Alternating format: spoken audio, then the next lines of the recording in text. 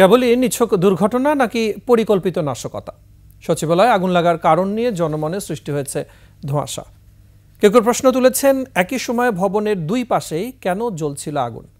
বিশেষজ্ঞদের ধারণা, বৈদ্যুতিক তারের কারণেও দুই জায়গাতে আগুন ছড়াতে পারে। তবে নাশকতার বিষয়টিও উড়িয়ে দিচ্ছে না তারা। তৌহিদুর রহমানের আরও একটি রিপোর্ট। সচিবালয়ের ৭ নম্বর ভবনের দক্ষিণ এবং উত্তর প্রান্তে আগুন দেখা গেলেও মাঝখানের বড় স্থানে সে সময় আগুন দেখা যায়নি। বিষয়টি নাশকতা হতে পারে বলে মনে করেন ফায়ার সার্ভিসের সাবেক এই শীর্ষকর্তা। আগুনটা মুভ করে থ্রো টেম্পারেচার আসলে এখানে।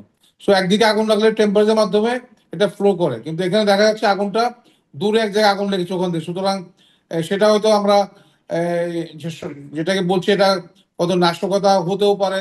যদি আমরা ডেফিনেটলি যদি এনকোয়ারি করে সঠিকভাবে আমার তথ্য আর পেতে পারি, সেটা দিয়ে বলা যাবে। সেটাও আমরা we cannot just rule out, আসলে সেটা হতে পারে আসলে এখানে।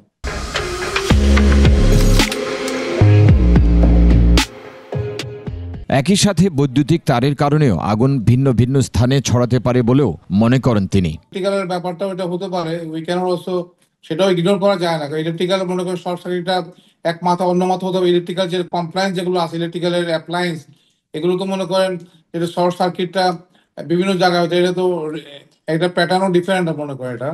ফায়ার সার্ভিসকে আগুনের তথ্য দেরিতে দেওয়ার কারণে আগুন নিয়ন্ত্রণ কঠিন হয়েছে বলে মনে করেন তিনি।